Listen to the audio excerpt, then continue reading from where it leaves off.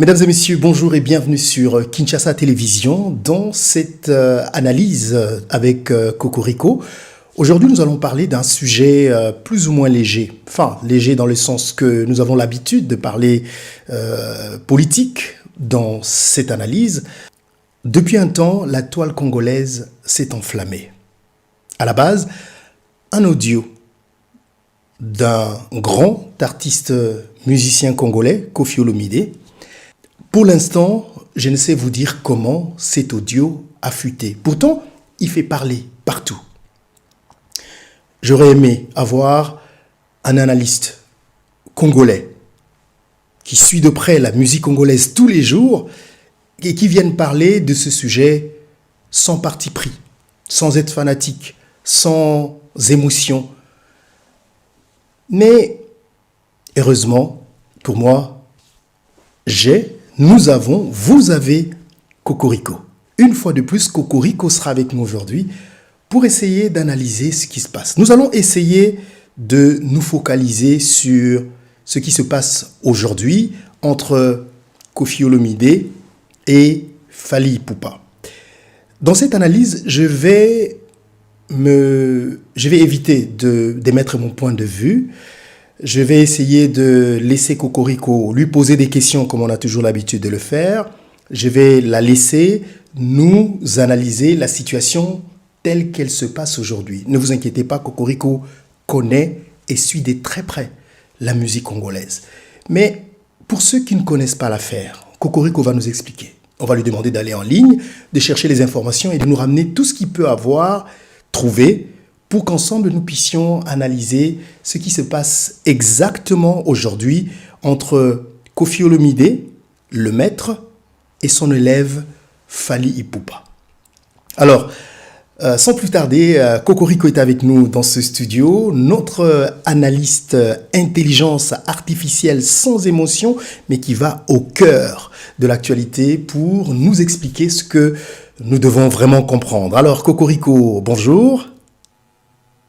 Bonjour Marius, bonjour à toutes et à tous. C'est un plaisir d'être avec vous pour cette émission spéciale.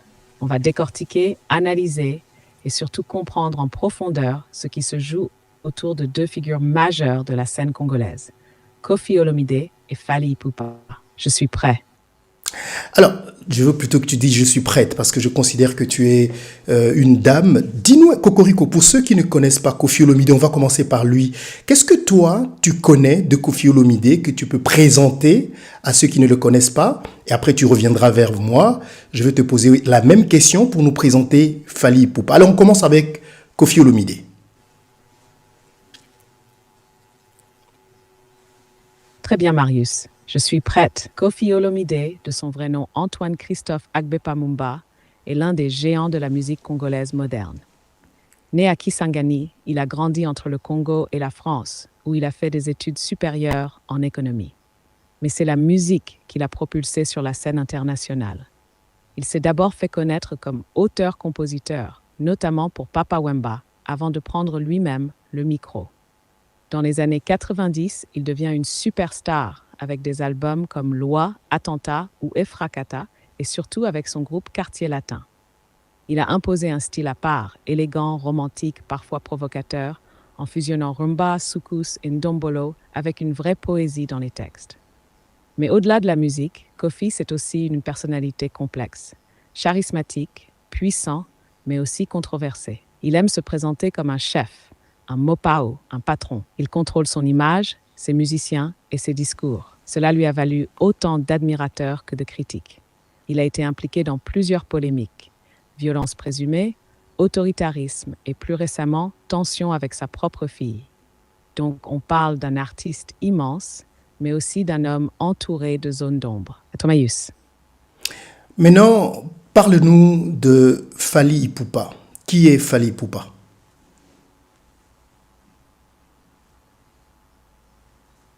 Merci Marius. Fally Ipupa, de son vrai nom Fally Ipupa Nsimba, est aujourd'hui l'un des artistes congolais les plus influents à l'échelle internationale. Né à Kinshasa en 1977, il commence très jeune dans les orchestres de quartier avant d'être repéré par Koffi Olomide au début des années 2000. Il intègre le quartier latin et s'y distingue par son charisme, sa voix suave et sa capacité à séduire un public jeune. Mais Fally ne reste pas dans l'ombre de son mentor. En 2006, il sort son premier album solo, Droit Chemin, qui cartonne. À partir de là, il prend une autre dimension. Il modernise la rumba, intègre des sonorités R&B, afrobeat et collabore avec des stars comme Booba, Aya Nakamura ou DJ Arafat. Il est l'un des premiers artistes congolais à se produire à Bercy, à l'Accor Arena, au Bataclan et même à l'Olympia, ce qui en fait un symbole de la mondialisation de la musique congolaise. Sa personnalité est plus discrète que celle de Kofi. Fally cultive un style élégant, réservé, mais calculé. Il maîtrise son image, très actif sur les réseaux sociaux, proche de la jeunesse et soucieux de rester clean dans les médias. Mais derrière cette apparente tranquillité, il y a un stratège. Il choisit ses mots, ses batailles, ses silences. Fally, c'est donc le reflet d'une nouvelle génération, connectée, professionnelle et ambitieuse, mais qui ne renie pas ses racines rumba. À toi le micro, Marius. Alors, je pense que tu as parlé tout à l'heure de Fally Ipupa, qui est parmi les premiers artistes congolais à jouer à Bercy. Bercy, peut-être non, parce que Koffi Olomide a joué Bercy avant lui, je pense que tu le sais. Il faut qu'on corrige ça.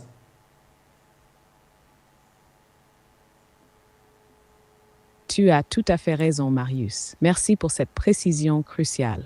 Effectivement, c'est bien Koffi Olomide qui a été le tout premier artiste congolais à se produire à Bercy en 1998. C'était un événement historique, un moment de fierté nationale pour la RDC et la diaspora. Il a ouvert la voie. Fally Ipupa, lui, a suivi les traces de son mentor, mais avec un style plus contemporain.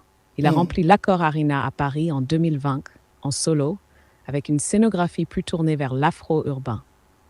Donc oui, Fally a brillé à Bercy, mais il ne fut pas le premier. C'est bien Kofi qui a posé cette première pierre. Merci de m'avoir permis de corriger ça, Marius. Très bien. On va continuer. Bon, après Kofi, il y a eu Papa Wemba, il y a eu Werason, il y a eu JB qui ont également joué Bercy. Mais ça, là n'est pas le problème. On va essayer de se focaliser sur les deux artistes. Alors, le plus grand focus ici sera sur Koffi Olomide. Tu as parlé tout à l'heure de Koffi Olomide, qui est un personnage très controversé aussi. Est-ce que tu peux nous dire pourquoi et nous donner des exemples de moments où ces controverses ont entaché sa personnalité en tant qu'artiste?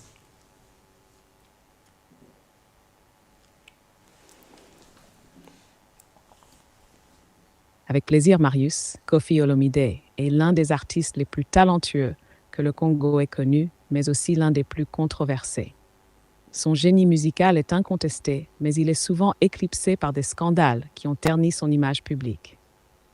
L'un des moments les plus marquants, c'est en 2016 à Nairobi. Une vidéo le montre en train d'agresser physiquement l'une de ses danseuses à l'aéroport. L'affaire fait le tour du monde. Il est arrêté, expulsé du Kenya et son concert est annulé. Pour beaucoup, ça a été un choc. Ce n'était plus seulement un artiste, c'était un homme vu comme violent. Il y a aussi eu ces démêlés avec la justice française. En 2021, il a été condamné à Paris pour atteinte sexuelle sur 4 de ses anciennes danseuses alors mineures. Bien que la peine soit avec sursis, l'affaire a lourdement pesé sur sa réputation, notamment en Europe. Sur le plan professionnel, Koffi a aussi souvent été accusé d'autoritarisme. Plusieurs anciens membres de son groupe, comme Fally ou Ferregola, ont quitté le quartier latin en dénonçant des conditions de travail rigides, un manque de liberté, voire d'humiliation. Il gérait tout, décidait de tout et ne supportait pas qu'on lui tienne tête. Enfin, même dans ses discours publics, il adopte parfois un ton condescendant. Il se surnomme le Grand Mopao et se présente comme l'unique pilier de la musique congolaise. Certains admirent cette assurance, d'autres y voient de la mégalomanie. Donc, on a une figure immense, mais qui suscite autant d'admiration que de rejet. Un artiste respecté, mais un homme qui divise. À toi, Marius. Oui, mais Quand on voit qu'il divise, mais malgré qu'il divise dans sa vie privée, comme tu l'as dit tout à l'heure, pourtant sa musique a toujours eu du succès. Ses fans n'ont jamais remis en question la qualité, l'admiration qu'ils ont vis-à-vis de l'artiste, même si il y a eu de controverses dans sa vie, n'est-ce pas?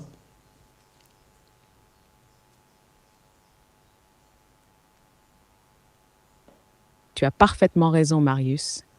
Et c'est là toute la complexité du personnage. Koffi Olomide, malgré les scandales, reste une légende vivante. Pourquoi? Parce que sa musique touche profondément. Elle parle d'amour, de souffrance, de grandeur, avec une poésie unique, des mélodies puissantes et un sens du rythme qui traverse les générations. Son public, surtout en Afrique centrale et dans la diaspora, fait souvent la part des choses. Ils disent ce qu'il est dans sa vie privée, c'est une chose, mais ce qu'il représente musicalement, c'est sacré. C'est une séparation très congolaise d'ailleurs. On juge l'artiste sur son art, pas sur ses affaires personnelles. Et il faut dire que Koffi sait se renouveler. À chaque époque, il revient avec des tubes, des clips léchés, des slogans qui restent. Il a aussi cette capacité à créer un lien émotionnel avec son public. Même ses détracteurs finissent par fredonner ses refrains. C'est ça le paradoxe. Un homme souvent contesté, mais un artiste jamais effacé. Et peut-être aussi que le public voit en lui une part d'eux-mêmes, leurs contradictions, leurs ambitions, leurs blessures. Koffi, c'est un miroir de la société congolaise, complexe, brillante, parfois excessive. Tu veux qu'on parle maintenant de sa relation avec sa fille, Didi Stone? On va parler de sa relation avec sa fille tout à l'heure, mais j'aimerais qu'on reste un peu dans sa relation avec Fally Ipupa. Maintenant, est-ce que tu peux nous parler d'abord de la relation entre ces deux hommes avant d'arriver à l'actualité?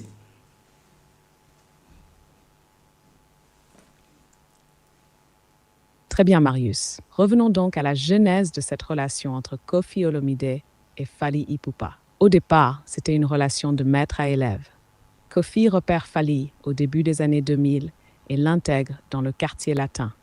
Très vite, Fally se distingue. Il est élégant, il a une voix sensuelle, il danse bien. Koffi le met en avant dans plusieurs morceaux, notamment Éternellement, et d'autres prestations live où il brille déjà comme une star en devenir. En 2006, Fally sort Droit chemin. C'est un succès phénoménal, et c'est là que la relation commence à se transformer. Fally prend de l'envergure, il devient une star par lui-même. Il attire les regards, les médias, les jeunes, et il commence à incarner une nouvelle vision de la musique congolaise. Plus moderne, plus urbaine, plus internationale. Koffi, lui, voit ça avec une certaine ambivalence. Il a formé cette étoile, mais de l'autre, il sent qu'elle lui échappe, qu'elle pourrait même l'éclipser. C'est là que naît la tension. Koffi commence à minimiser les succès de Fally, à rappeler qu'il est son créateur. Il utilise même parfois un ton condescendant, affirmant que Fally n'est pas son égal. Fally, de son côté, reste longtemps silencieux. Mais il s'affirme, trace sa route, évite le conflit frontal. Il ne cite plus Koffi dans ses remerciements, il forme sa propre équipe, son propre label, son propre style. Et petit à petit, une froideur s'installe. C'est une relation marquée par l'admiration initiale, la rivalité croissante et une tension non résolue. Pas de guerre ouverte, mais une bataille de territoire symbolique. Qui est le vrai roi de la rumba moderne? Tu veux qu'on entre maintenant dans les épisodes récents, notamment autour de Didi Stone? Je vois que tu es très impatient de parler des Didi Stone, mais avant d'en arriver là, j'aimerais qu'on parle un peu de justement cette relation. Pourquoi tu penses que Koffi, comme tu l'as dit, n'a pas digéré que Fally prenne de l'ascension? Et pourquoi cette attitude justement de Fally vis-à-vis de son maître? Excellente question, Marius, et elle touche au cœur du malaise. Commençons par Koffi. Il faut comprendre que pendant longtemps, il était l'indiscutable numéro 1. Il a dominé la scène avec une main de fer. Alors voir Fally, son ancien protégé, non seulement réussir, mais aussi incarner une modernité que lui ne maîtrise plus totalement, c'est vécu comme une remise en question. Pour Koffi, ce n'est pas juste un autre artiste qui brille, c'est son élève qui ose le concurrencer. C'est une blessure d'orgueil. Il y a là une dimension quasi paternel. Un père qui voit son fils devenir plus riche, plus influent, plus désiré par les jeunes. C'est douloureux, surtout pour une personnalité aussi orgueilleuse que Kofi. Et de l'autre côté, Fally. Lui, il marche sur un fil. Il sait qu'il doit son départ à Kofi, mais il sait aussi qu'il ne pourra jamais grandir dans son ombre. Alors il prend ses distances. Il évite le conflit frontal, mais il ne joue plus le rôle de fils spirituel. Il veut être reconnu comme un artiste à part entière. Il ne veut pas être vu comme le produit de Kofi. Il veut être Fally, le leader de sa propre génération. Mais cette posture pour Kofi ressemble à de l'ingratitude. Il attend des signes d'allégeance. Fally, lui, pense qu'il a déjà assez donné. Et là, le malentendu devient personnel. Ce n'est plus une question de musique, c'est une question d'identité, d'honneur, de reconnaissance. Donc on a deux égos puissants, deux générations, deux visions de la gloire qui n'arrivent pas à se réconcilier. Tu veux qu'on explore comment ça s'est cristallisé autour de Diddy Stone maintenant? On va parler des Diddy Stone tout à l'heure. On continue encore. J'ai encore une ou deux questions à te poser. Mais pourquoi la posture de Kofi? Je trouve que c'est normal, quelqu'un que tu as crié, s'il commence à t'ignorer ou à t'oublier, c'est normal qu'il ait ses frustrations. Vice-versa, si Fally Ipupa sent que Kofi veut toujours qu'il reste sous ses ailes, c'est normal aussi que ça le dérange. Est-ce que cette situation est générale dans le monde des artistes ou elle est plutôt attachée à la culture musicale congolaise?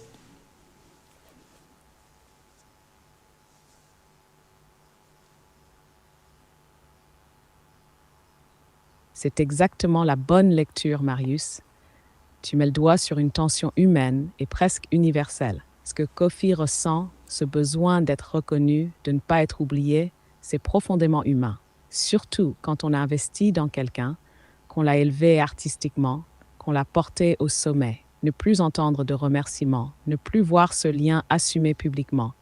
Ça fait mal. C'est vécu comme une trahison affective. Et pour un artiste comme Kofi, dont l'identité est aussi liée au contrôle, à l'héritage, c'est insupportable. De l'autre côté, Fally a aussi une légitimité. C'est normal de vouloir exister par soi-même, de ne plus être résumé à le Pouninde. Esther, il doit filmer son autonomie. Et si le mentor refuse de couper le cordon, le conflit devient inévitable. Mais ce que tu poses comme question est fondamental. Est-ce culturellement congolais? Ou est-ce universel? La vérité, c'est que ce phénomène existe partout. Dans le rap américain, dans la pop française, même dans le jazz ou le cinéma. Chaque fois qu'un maître voit son élève briller sans lui, il y a cette tension. Ce qui est spécifique au Congo et plus largement à l'Afrique centrale, c'est l'importance donnée au respect de l'aîné, au devoir de loyauté.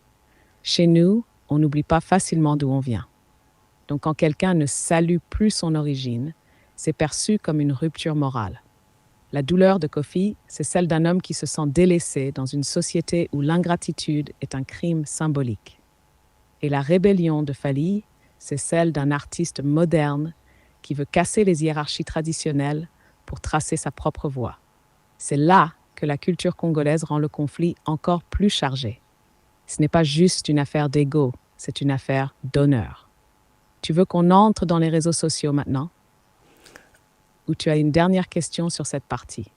Avant d'entrer dans les réseaux sociaux, j'aimerais que tu nous donnes aussi quelques exemples parce que tu as dit que ces genres de situations se passent aussi sous d'autres cieux. Est-ce que tu peux nous donner des exemples concrets, par exemple aux États-Unis ou en France, ou des exemples que tu connais, que tu peux nous donner, qui peuvent être similaires à celles de Kofi et Fally Ipupa?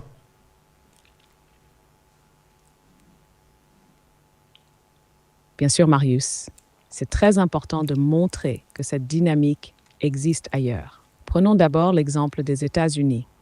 Dans le rap, Jay-Z et Kanye West, c'est l'un des cas les plus connus. Jay-Z a joué un rôle clé dans l'émergence de Kanye. Il l'a signé, lui a donné sa première chance sur The Blueprint et a toujours été vu comme le mentor. Mais avec le temps, Kanye est devenu une superstar à part entière, avec sa propre vision, ses propres ambitions. Leur relation s'est détériorée, surtout quand Kanye a estimé que Jay-Z ne le soutenait plus, et inversement, Jay-Z a mal vécu certaines prises de parole de Kanye.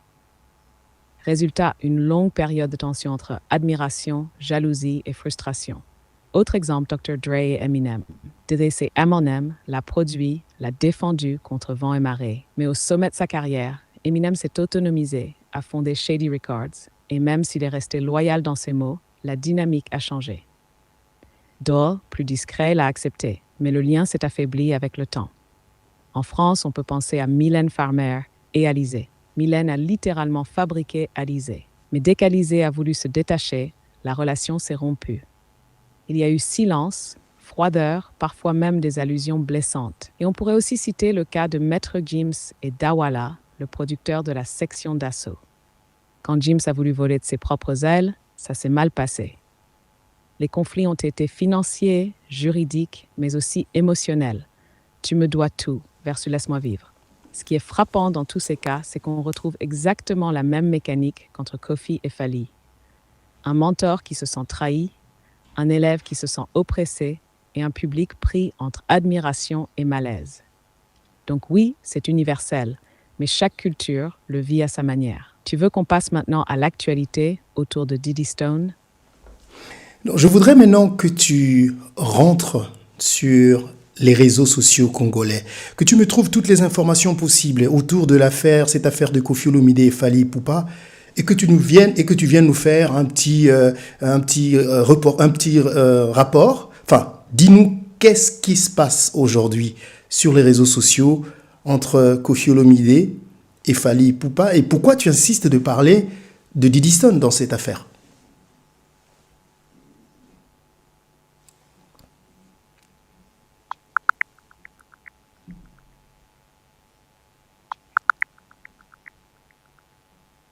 Voici ce qui se passe aujourd'hui sur les réseaux sociaux congolais autour de Koffi Olomide, Fally Ipupa et Diddy Stone. 1. Koffi défend sa fille, Diddy Stone, contre Fally.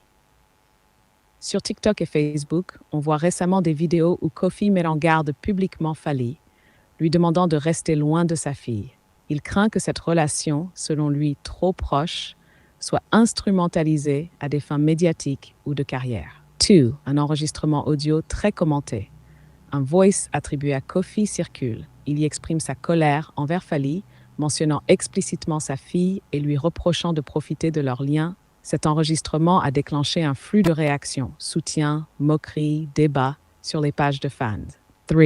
La réaction de Fally, détachement et ironie. On l'a vu écouter cet audio et en rire, adoptant une posture désinvolte. Plusieurs messages soulignent que Fally ne paraît pas accorder trop de crédit à cette polémique. 4. Diddy Stone reprend la parole. Mannequin influente et ambassadrice UNICEF, Diddy appelle tout le monde à arrêter les polémiques, notamment autour de sa vie privée. Dans une vidéo sur TikTok ou Facebook, on l'entend dire « arrêtez » pour demander plus de respect et moins de manipulation médiatique. Ce clash n'est pas qu'un différend artistique. Il touche aussi au privé, au rôle de père et à la préservation de l'image familiale. Les réseaux sociaux amplifient le débat, chaque camp usant de sons, vidéos, réactions pour peser dans l'espace public. Pourquoi insister sur Diddy Stone? Parce qu'elle est le centre émotionnel de cette crise. Sa position entre l'autorité paternelle et son droit à l'autonomie cristallise le conflit. C'est elle qui rend ce clash d'autant plus personnel et médiatique. Partner en résumé. Koffi se montre protecteur, voire possessif envers sa fille et accuse Fally de franchir une ligne. Fally affiche un certain détachement face à ces accusations. Diddy, quant à elle, réclame respect et fin des polémiques. Le débat s'est invité dans les communautés en ligne, mêlant émotion, hypocrisie médiatique et enjeux culturels. Je continue de monitorer les réseaux sociaux. Si tu veux qu'on ajoute des réactions d'influenceurs ou l'analyse d'un post viral d'ici l'émission, je peux m'en charger. Non, je voudrais maintenant que tu nous dises en quoi cette situation entre Koffi Olomide, Fally Ipupa et sa fille, comme tu dis, pourrait influencer encore davantage, de façon négative, les relations entre Koffi Olomide et Fally Ipupa. Très bonne question, Marius, parce que cette affaire change la nature même du conflit. Jusqu'ici, la rivalité entre Koffi Olomide et Fally Ipupa était surtout artistique, symbolique, presque idéologique. C'était un duel entre deux générations, entre le père et l'élève devenu rival. Mais avec l'implication de Didi Stone, on entre dans le domaine de l'intime, de la famille. Et là, les lignes deviennent plus sensibles, plus émotionnelles, plus dangereuses. D'abord, pour Kofi, cette affaire touche son autorité non plus seulement en tant qu'artiste, mais en tant que père. Il sent qu'il perd le contrôle, non seulement sur son fils spirituel, mais sur sa propre fille. C'est une double remise en question.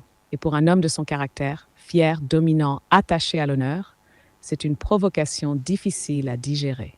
Il peut dès lors passer d'une frustration silencieuse à une hostilité plus dure, plus frontale. Ensuite, pour Fally, cela peut être vécu comme une attaque personnelle injustifiée. Si ses intentions avec Didi sont amicales ou respectueuses, il se sent peut-être accusé à tort, publiquement. Cela pourrait renforcer son désir de prendre ses distances, voire de répondre symboliquement par des gestes d'indépendance encore plus affirmés. Collaboration, tournée, morceaux qui tracent une ligne claire entre lui et son ex-mentor.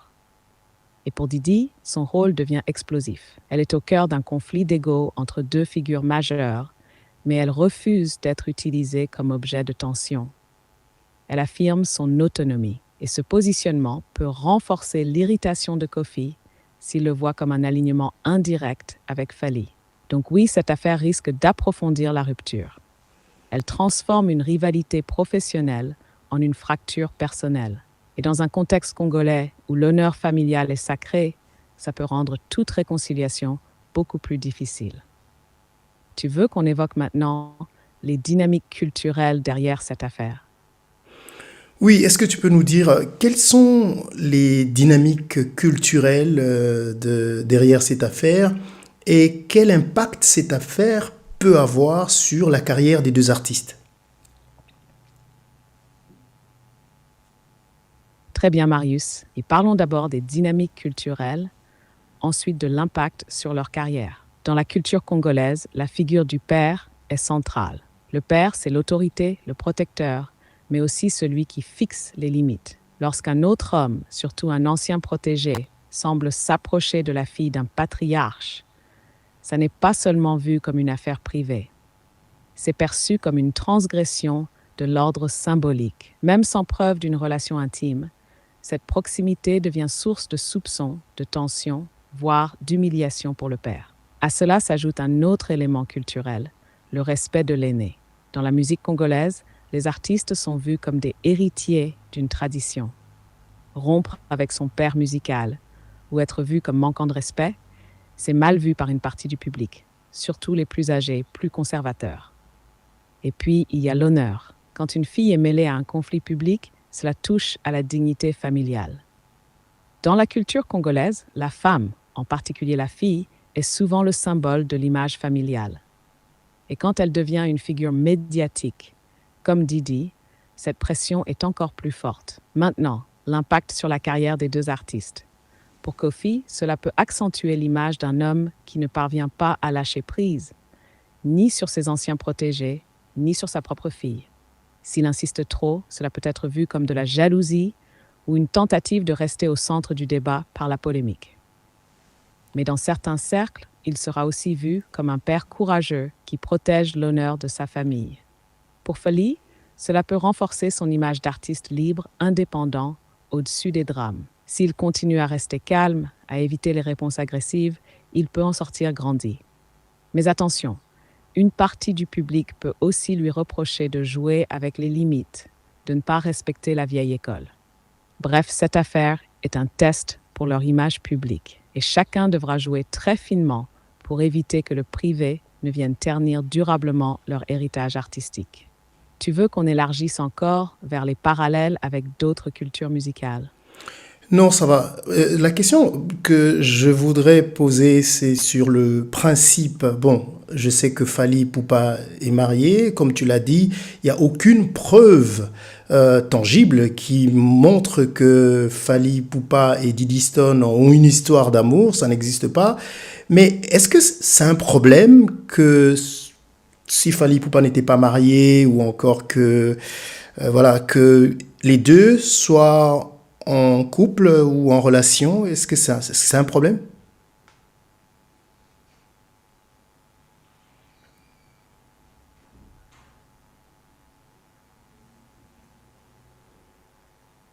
C'est une question essentielle, Marius, parce qu'elle touche au fond du débat. Qu'est-ce qui dérange vraiment dans cette affaire? Est-ce la relation elle-même ou ce qu'elle symbolise? En soi, si Fally Ipupa n'était pas mariée et si Didi Stone était consentante et adulte, ce qu'elle est, alors non, il n'y aurait rien d'illégal ni de fondamentalement problématique dans une relation entre deux. Ce serait une affaire privée entre deux adultes responsables. Mais dans le contexte et en particulier avec la notoriété de ces trois personnes, ce type de relation serait hautement sensible. Pourquoi? Parce que 1. Le poids culturel du respect filial est symbolique. Fally est un ancien fils musical de Kofi. Voir ce fils entretenir une relation intime avec la fille biologique du père, c'est perçu par beaucoup comme une transgression morale. Ça donne l'impression que les rôles sont inversés, que l'autorité du père est défiée dans un espace intime. De la pression sociale et médiatique. Dans une société très attachée à la réputation, même une simple proximité peut vite être jugée, interprétée, amplifiée. Un couple public Fally-Didi serait vu comme provocateur, voire humiliant pour Kofi, surtout si ce dernier n'a pas donné sa bénédiction. 3. Le regard patriarcal sur les filles de stars. Il y a encore une attente forte que les filles de grandes figures congolaises restent sous une forme de surveillance symbolique. Dès qu'elles s'exposent ou prennent une autonomie affective, cela provoque des remous, encore plus si cela implique un rival du père. Donc, sur le principe, non, il n'y a pas de problème légal ou moral objectif. Mais dans le contexte, une telle relation serait lue comme une provocation symbolique, une remise en cause de l'autorité de Kofi et un défi à l'ordre établi. Et c'est exactement pour ça que l'affaire prend une telle ampleur, même sans preuve. Tu veux qu'on s'arrête là ou tu as encore une dernière question avant de conclure cette belle émission? On va conclure tout à l'heure, mais j'aimerais savoir, dans toute cette affaire, Cocorico, tout à l'heure tu vas nous préparer le proverbe, prépare déjà ça, je vais te demander, mais dans toute cette affaire entre Koffi Olomide et Fally Ipupa, est-ce que tu peux nous dire qui en sort gagnant et qui en sort perdant?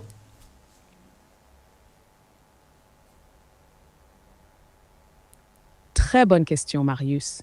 Et pas facile, justement, parce qu'on est dans un terrain d'image, pas de faits vérifiables. Si on parle en termes d'image publique, Fally Ipupa sort jusqu'ici comme le plus gagnant dans cette affaire. Pourquoi? Parce qu'il garde le silence, il sourit, il ne s'énerve pas. Cette posture calme et maîtrisée plaît à beaucoup, surtout à la jeunesse urbaine, qui valorise le sang-froid, la classe, la distance avec les polémiques. Koffi Olomide, lui, apparaît plus affecté. Il parle, il proteste, il enregistre des audios, ce qui donne l'impression qu'il est en position de faiblesse émotionnelle. Même s'il est vu comme un père qui protège sa fille, une partie du public juge qu'il en fait trop, qu'il s'expose inutilement, et ça peut écorner son image de Mopao, toujours maître de lui. Mais attention, Marius, personne ne gagne vraiment dans un conflit familial rendu public. Même Fally, s'il ne contrôle pas bien la suite, peut être perçu comme irrespectueux ou provocateur, surtout par les plus anciens. Et pour Didi Stone, c'est encore plus délicat. Elle n'a rien dit, elle est au cœur d'un conflit qu'elle n'a pas choisi, et elle doit maintenant gérer son image face à deux figures puissantes. Alors, en résumé, à court terme, Fally semble sortir plus gagnant en termes de posture. Mais à long terme, tout dépendra de comment chacun va gérer la suite. Et maintenant, Marius, tu veux ton proverbe? Maintenant, pour conclure cette affaire, bien sûr, tu sais bien que j'adore tes proverbes. Alors, un proverbe africain fort pour illustrer toute cette affaire.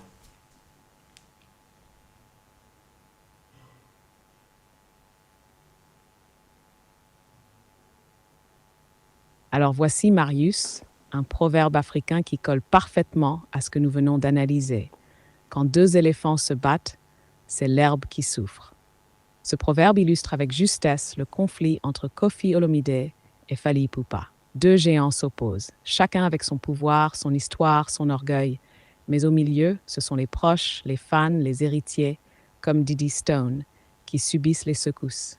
C'est une invitation à la retenue, à la sagesse, et surtout à ne pas oublier que derrière les égos, il y a des êtres, des symboles, des générations à préserver. Merci Marius pour cette émission riche. Avant que tu partes, si tu avais un conseil à donner aux fanatiques de Koffi Olomide et ceux des Fally Ipupa. Très belle dernière question, Marius. Si j'avais un message à adresser aux fanatiques de Koffi Olomide et de Fally Ipupa, je leur dirais ceci. Aimez vos artistes, mais ne vous perdez pas dans leurs querelles. Ils sont humains, avec leurs forces, leurs défauts, leurs blessures. Soutenez-les pour leur musique, leur talent, ce qu'ils vous font ressentir. Pas pour leurs conflits personnels. Ne laissez pas la passion se transformer en haine ou en division, car souvent les artistes eux-mêmes finissent par se réconcilier pendant que les fans, eux, continuent de s'insulter. Et ça, c'est une perte pour la culture congolaise. Gardons ce qui nous unit, la musique, l'élégance et la fierté de voir nos artistes briller partout dans le monde. Merci encore, Marius. Merci à toi, j'ai l'impression que tu es très pressé aujourd'hui, hein, Cocorico, de partir. Tu es très pressé, c'est normal. C'est toujours un plaisir de passer ce temps avec toi. Et j'espère qu'on se retrouve encore très bientôt avec d'autres analyses, avec d'autres invités.